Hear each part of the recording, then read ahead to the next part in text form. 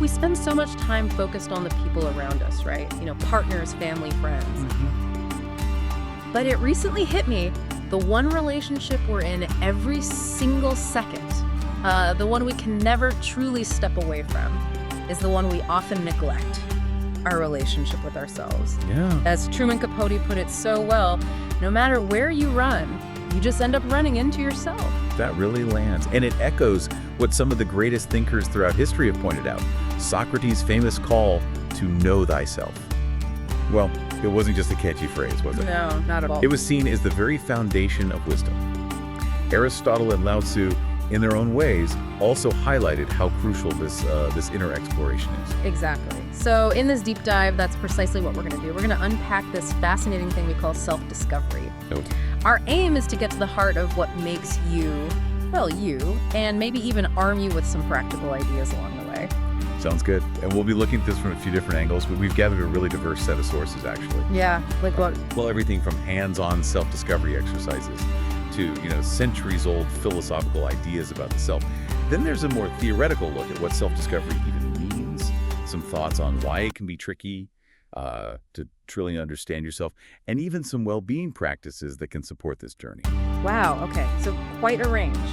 Think of this as your express route to understanding yourself better. We're aiming for those aha moments without making your brain feel like it's doing mental gymnastics. Right. Let's simplify it. Okay, let's dive right in. Let's begin by exploring some of the foundational ideas about the self that have been, kicking around for centuries. It's amazing to see how different thinkers have approached this fundamental question. Right. Our first stop takes us way back to ancient Greece and Socrates. Now, he believed that the real self wasn't our physical body, but our immortal soul. For him, a life unexamined without really digging deep through introspection, using his famous Socratic method of questioning, wasn't a life well lived. He saw reality as having two parts. The physical world we experience, which is, flawed and temporary. Imperfect, yeah. And an ideal realm that's eternal and perfect. And guess where he figured our souls belonged? To that ideal realm, right? Yeah. Always striving for wisdom and perfection. Socrates saw our ability to reason as the soul's main tool in this pursuit. The challenge, as he saw it, was that as long as our soul is connected to our imperfect physical body, this quest for ultimate wisdom is constantly being held back by the limitations of the physical world. So it's like the body holds the soul back. In a way, yeah. Wow. So Socrates' emphasis on relentless questioning and introspection suggests that understanding ourselves requires active engagement and a willingness to challenge our own assumptions, even if the concept of an immortal soul doesn't quite resonate today for everyone. Following Socrates, we have Plato, who was his student and built upon many of his ideas. He also believed the self was an immortal soul, but went a step further in describing its structure. He proposed that our soul is made up of three parts. Reason. The logical bit. Right. Our logical thinking side, physical appetite, our basic desires like hunger, and spirit or passion, our emotions and drive. What's really key with Plato is his idea that for us to experience true happiness and inner harmony, our reason needs to be in the driver's seat, kind of guiding our appetites and passions. Okay. When these three parts are working together under the control of reason, that's when we achieve a state of internal balance. Think of it like a chariot pulled by two horses, appetite and spirit, and the charioteer, reason, needs to keep them aligned. I like that analogy. Yeah, it's a good one.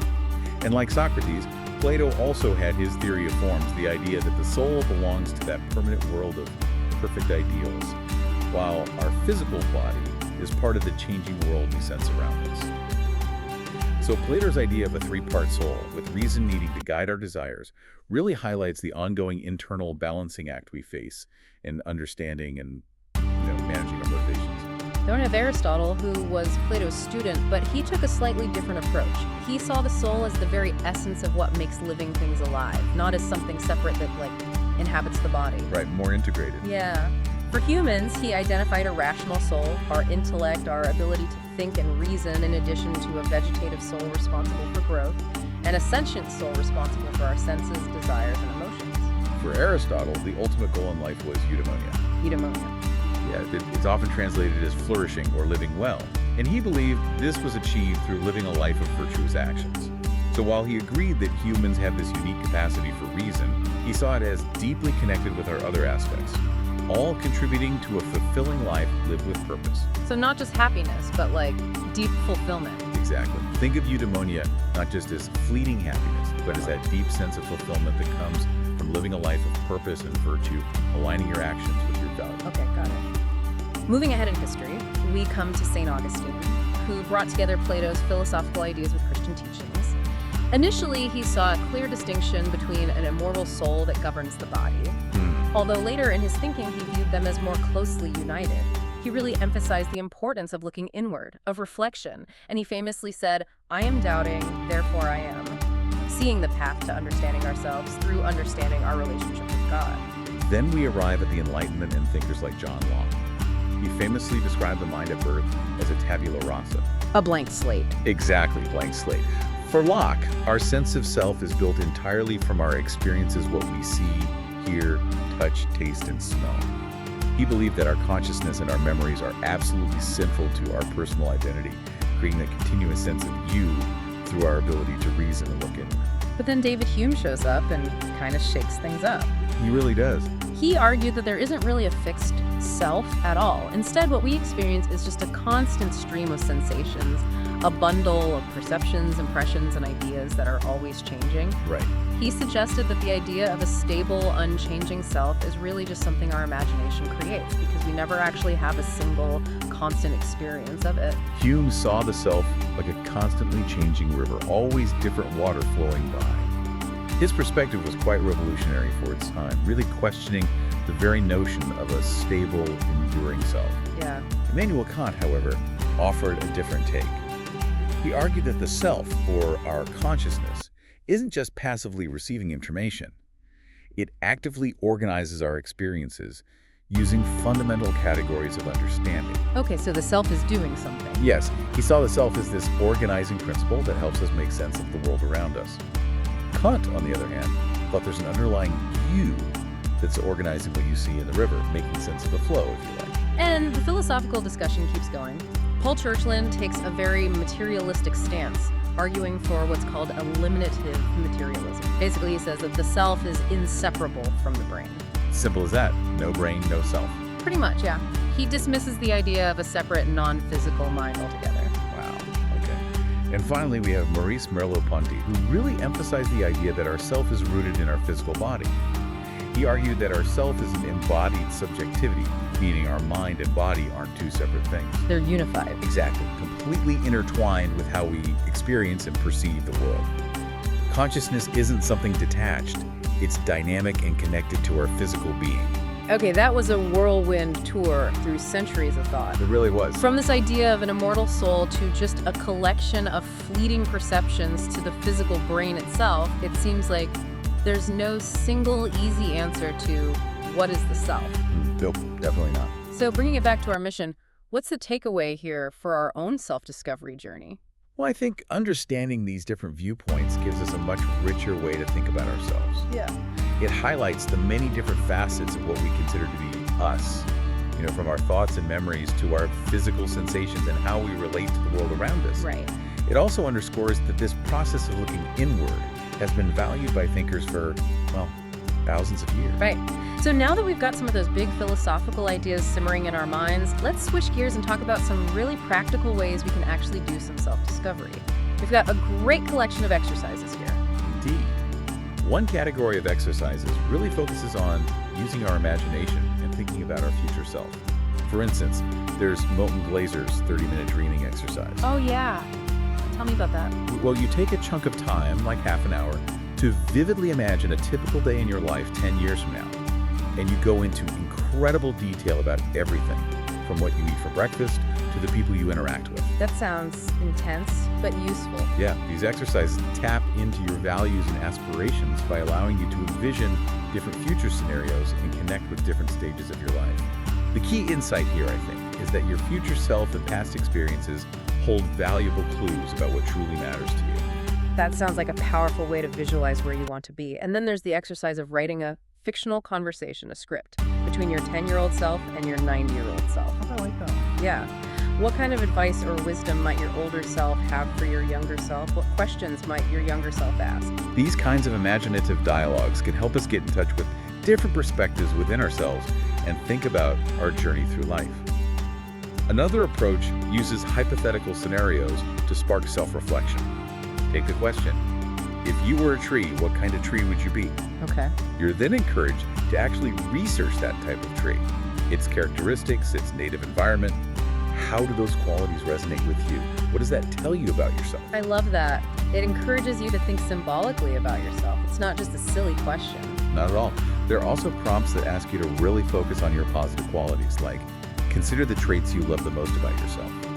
Maybe picking your top 5 and then reflecting on why those qualities are so important to you. That feels good, focusing on the positive. It does. Or thinking about the paths you didn't take in life, career choices, relationship possibilities, different life decisions, and imagining how your life might be different today if you had gone down one of those other roads. Ooh, the what ifs. That can be a bit heavy though, can it? It can be, but these what-if scenarios can provide valuable insights into your core values and the pivotal choices that have shaped who you are. And then there are those really thought-provoking thought experiments, like if you suddenly had unlimited wealth but still had to work a minimum wage job, what job would you choose and why? Interesting constraint. Right. Or if you knew you only had 1 year left to live, how would your priorities shift? These kinds of questions really force us to confront what's truly essential to us. Definitely puts things in perspective. Wow. And it's not all abstract thinking. Some exercises focus on something as fundamental as our sense of home, exploring what that word truly means to you on an emotional, physical, and mental level. Yeah, what is home? Exactly. What are the essential elements that make a place feel like home for you, that can uncover deep-seated needs and associations? Okay. Then we move into using creative expression as a tool for self-discovery. There's a suggestion to undertake a 30-day doodle challenge. Oh, fun. Yeah, where you simply doodle whatever comes to mind each day and jot down any unfiltered thoughts alongside it. Looking back at those doodles and notes at the end of the month can reveal some surprising patterns or recurring themes in your subconscious. That sounds like a fun, low-pressure way to tap into the subconscious. Totally. And creating a mood board on a platform like Pinterest, specifically for the upcoming season, thinking about the colors, textures, images, and ideas that resonate with you. That's a way of visually aligning your external world with your internal desires and aesthetic preferences. Exactly. And there's the intriguing idea of leaving yourself a secret reminder for the future. Maybe writing a message and hiding it in a place you'll rediscover later, or creating a small puzzle with a meaningful message on the back. Like a little treasure hunt for future you. Kind of. It's a unique way to connect with your present self and offer a future surprise or encouragement. Bobby Burke's quote really fits here. Create a space that tells a story about who you are and what you love. Yeah, I like that. Even looking at your current living space and identifying one small item or corner where you could inject a little more of your personality can be a really revealing exercise. For sure. Even something as simple as scheduling a solo date with yourself in a park, bringing headphones with instrumental music and a notebook, and just allowing yourself to doodle or jot down whatever comes to mind can be incredibly insightful. Taking time for yourself, basically. Yeah. Or deciding to explore a creative medium you've always been curious about but never tried, like pottery, painting, or playing a musical instrument. Getting out of your comfort zone a bit. Exactly. And even something like intentionally foraging for wildflowers or buying an assortment of different flowers to create your own bouquet, consciously choosing each stem and maybe even putting words to why you're drawn to certain colors or shapes. It's about bringing intentionality to even seemingly small acts and understanding your aesthetic preferences. It's amazing how even seemingly small creative acts can reveal aspects of ourselves. There are also exercises that focus on social connection and how we feel in social situations. For instance, throwing an informal just because get together in your home. Oh, brave. Maybe. And then taking some time to reflect on the emotions and sensations that hosting evokes in you. Do you enjoy creating those experiences for others, or does it drain you? Good question. And there's the delightful suggestion to actively commit to noticing your own cute quirks, those little habits or sayings that make you uniquely you, and keeping a running note of them in a My Weird file. A My Weird file. I love it. That's a lovely way to foster self-acceptance and appreciate your individuality. Isn't it? There's also the Future Me website, where you can compose an email to be sent to your future self, sharing your current dreams, goals, and feelings. That's like a time capsule of your current self. I've heard of that. Yeah, it's pretty good. And delving into your personal history, perhaps through exploring genealogy or simply taking time to reflect on significant moments in your past, can be incredibly illuminating. Creating nostalgia playlists, focusing on the music you listened to as a teenager, and the specific memories associated with those songs is another powerful way to connect with your past and understand how it has shaped you. Music is so evocative, isn't it? And taking the time to record your earliest memories with as much crisp detail as you can recall, or even filming yourself telling a favorite story and then watching it back to observe your mannerisms and expressions. Oh, watching yourself back could be revealing? Or maybe slightly cringy? Maybe a bit of both. But these exercises bring a greater awareness to our personal narratives and how we present ourselves to the world. Even revisiting a favorite book from your childhood and considering why it resonated with you so deeply back then can offer insights into your enduring interests and values. And then there are exercises focused on our physical selves, like Emily Nagoski's confidence-building mirror exercise. Okay, what's that? It involves intentionally standing in front of a mirror each day and consciously acknowledging and appreciating things you like about your body. That sounds challenging but important. Yeah, it's a very direct way to cultivate self-appreciation and a more positive body image. And practical steps like taking a good look at your upcoming calendar and challenging yourself to cancel at least 5 obligations that, tend to drain your energy. Setting boundaries, yes. As a proactive way of understanding your energy levels and setting boundaries to protect your well-being. Interestingly, one of the suggested exercises is to go through the 36 questions to fall in love. Oh, I know those. Right, the famous set of increasingly personal questions, but doing it as a solo exercise for self-reflection. Just for yourself, how does that work? Well, it can prompt deep thinking about intimacy, vulnerability, and connection, even when you're not sharing it with someone else. It's exploring your own answers. Interesting twist. And finally, Mel Robbins' High Five Challenge.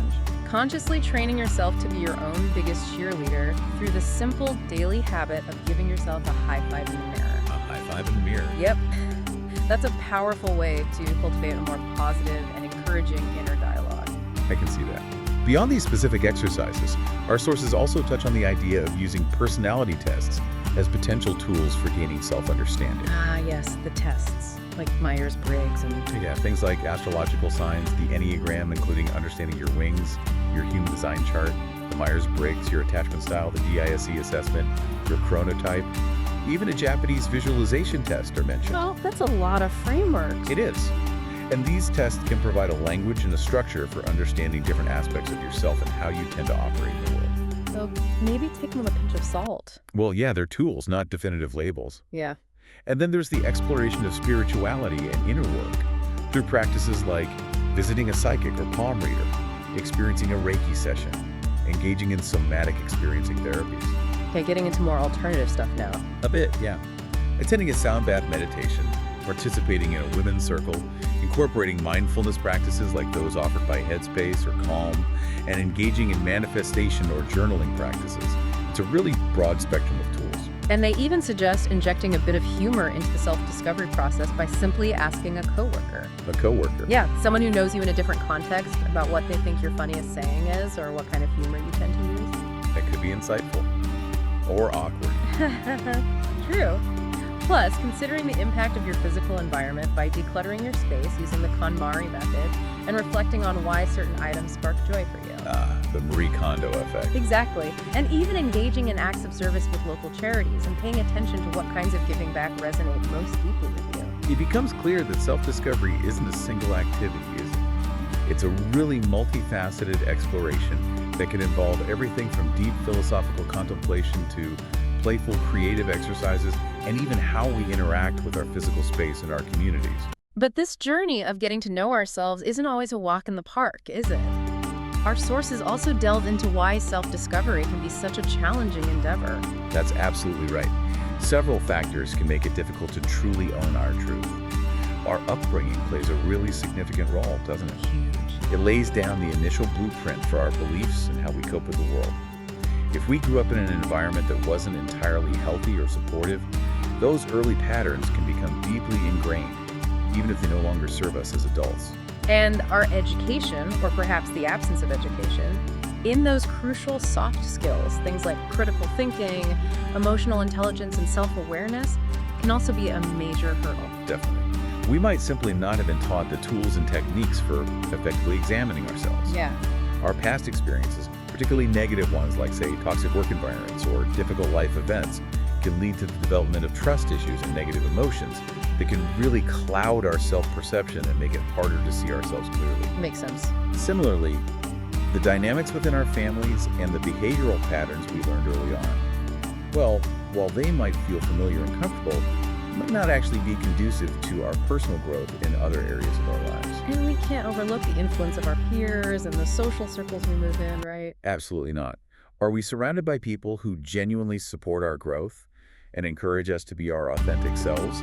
Or are there relationships that might be inadvertently holding us back? That's a tough question to ask sometimes. It is.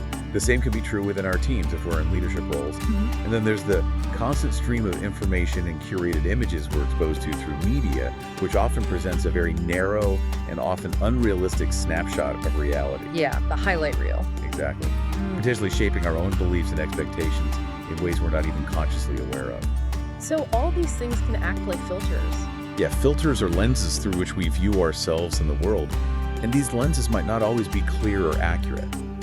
The crucial point our sources raise is that ultimately we have a choice. We can choose to ignore these deeper questions about ourselves, or we can actively decide to address them. And for those who are in leadership positions, whether managing a team or running a business, really engaging in this journey of self-discovery isn't just a personal benefit. No, it's more than that. It's almost a necessity if they want to be truly effective and authentic in their roles. So, given these challenges, how do we actually start to tackle them? Our sources suggest several key strategies. First, it's about taking a step back to really look at the big picture. How are you generally feeling in your life? How do you want to feel? The bigger vision. Right. How do you want to present yourself to the world? For leaders, this includes really examining their executive presence and making sure it genuinely reflects who they are at their core. Then, it's about starting to identify and examine your own patterns and habits, both your strengths and those recurring loops or behaviors that might be holding you back. The tricky part. Yeah, this, they say, is often the most challenging part of the work, but also the most potentially rewarding. I bet. Approaching this journey with a spirit of fun and curiosity is also really important. It doesn't have to feel like this heavy, overly serious undertaking. Keep it light, yeah. And crucially, it involves learning to let go of things, beliefs, relationships, whole stories about yourself that no longer serve you, and to do so with compassion for yourself. Not everything in our lives is meant to be permanent. Letting go with compassion, that's key. And perhaps one of the most challenging but ultimately most transformative aspects is being willing to embrace vulnerability. Vulnerability. Big topic. Yeah. This means being open to sharing your feelings, acknowledging those moments of shame or discomfort, and accepting your weaknesses alongside your strengths. Paradoxically, this willingness to be vulnerable is often presented as a real source of strength that can lead to profound personal growth. It really can. Yeah. Now let's delve a little deeper into some of the theoretical ideas behind self-discovery.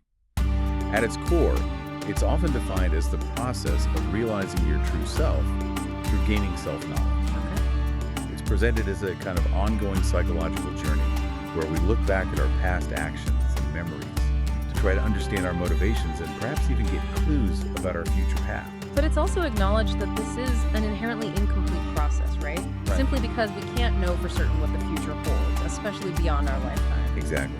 But reflecting on our past experiences can definitely give us new insights that can inform our choices moving forward.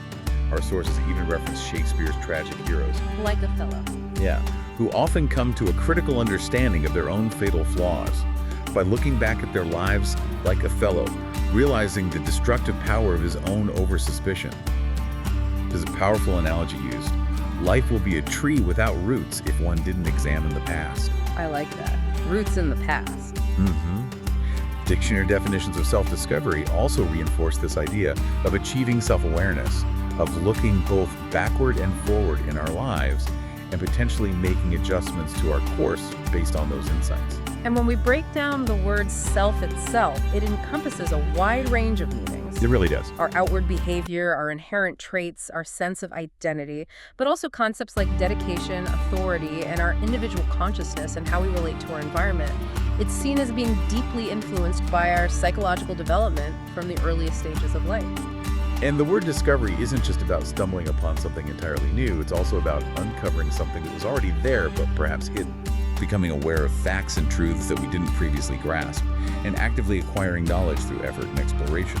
It's essentially about bringing the unknown into the realm of the known for ourselves. Making the unconscious conscious, maybe? Something like that, yeah. Our sources also briefly touch on the related concepts of fantasy and fable. Fantasy is described as the free play of imagination, a departure from strict reality, but one that can still offer a kind of inner realism. And fables, like Aesop's. Exactly. They're presented as brief stories, often featuring personified animals, that aim to teach a moral lesson. This connection between understanding ourselves and engaging with stories, whether they're our own personal narratives or more imaginative tales, seems to be a recurring thread. It is. And this leads us to a really crucial aspect of self-knowledge. Its connection to our ability to act freely and in accordance with our values. Our sources highlight how implicit biases, those unconscious stereotypes and attitudes we hold, can actually undermine our capacity for free action, even when we consciously and sincerely believe we are acting based on our deeply held principles. Okay, this is a really important point. So even if we consciously reject certain biases like racism or sexism, Things we never endorse consciously. right, these unconscious biases can still influence our behavior in ways we're not even aware of. That's the kicker, yeah.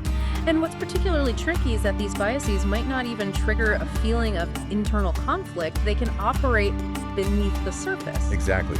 These ingrained biases can shape how we perceive and interpret information, leading us to make choices that are actually out of sync with our consciously stated values. The examples provided in our sources are quite telling. Like what? Studies that show how people tend to more quickly associate certain genders with specific professions, or the research where science faculty were more inclined to hire male candidates over equally qualified female candidates based on subtle biases. Wow, Yeah. that's sobering. It is. There's also the shooter bias experiment, which tragically illustrated how unconscious stereotypes can lead to a greater likelihood of participants mistakenly shooting an unarmed black target compared to an unarmed white target. Oh man. And what's so important to understand is that these biases can affect our judgments even if we don't personally agree with the stereotypes. Exactly. Just being aware that these stereotypes exist in society can be enough for them to play a role in our automatic, unconscious categorizations. That's unsettling. It is. The case study of Kate, the admissions committee member who genuinely believes in racial justice, but, through analysis, is found to be unknowingly admitting white candidates at a significantly higher rate than equally qualified black candidates, perfectly illustrates this disconnect. So she thinks she's being fair. She truly believes she's acting according to her values of fairness and equality, but her implicit biases are leading to a very different real-world outcome. This really underscores the fact that simply having conscious self-knowledge of our reflective beliefs isn't enough to counteract these unconscious influences. So if just being aware of what we consciously believe isn't enough, what practical steps can we take to address these implicit biases? This feels really important. It really is. The encouraging news is that gaining self-knowledge about the potential for these biases to influence us can actually motivate us to actively implement strategies to mitigate them and to better align our actions with our consciously held values. Okay, like what? One key approach is what's called ecological control, essentially modifying our environment and the decision-making processes to reduce the opportunity for bias to creep in. Like using blind evaluations in hiring processes, where any identifying information that could trigger stereotypes is removed before the evaluation takes place. Exactly. Anonymizing candidate information in job applications or university admissions, for example. This can lead to fairer and more objective outcomes and can also contribute to increased representation of underrepresented groups. Which then helps challenge the stereotypes in the first place. Precisely. That increased exposure to individuals who don't fit the stereotypes can actually help to gradually reduce our implicit biases over time, as well as combat stereotype threat. That feeling of anxiety and pressure that individuals from marginalized groups can experience when they fear confirming negative stereotypes about their group. Okay, so changing the system helps. What else? Another effective strategy involves actively seeking out and deliberately exposing ourselves to counter-stereotypical exemplars. Meaning? This could involve consciously focusing on media and information that showcases individuals who defy negative stereotypes, Even something as simple as an admissions committee member intentionally using images of prominent and successful Black intellectuals as a screensaver could serve as a subtle form of priming, with counter-stereotypical examples before reviewing applications. Huh. Small things can make a difference then. So it sounds like greater self-awareness, even if it doesn't magically erase our unconscious biases. Which it probably won't, not completely. Right. But it can empower us to put systems and tools in place that help us act more consistently with our conscious values and intentions. That's the key takeaway. Recognizing that these biases are a real phenomenon and understanding their potential to influence our judgments can motivate us to take proactive steps towards fairer and more equitable actions. Okay.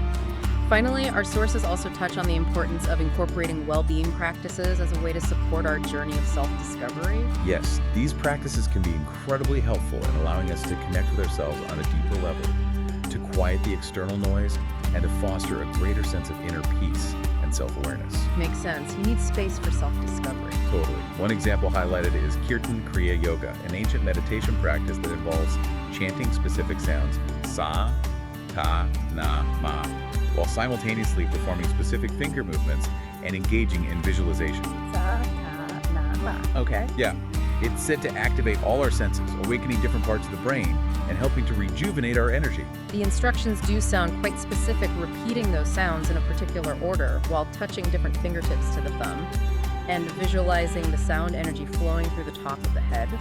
And it also involves a structured timing of different voice levels over a 12-minute period. It's a holistic practice that integrates mental focus, physical movement, and sound.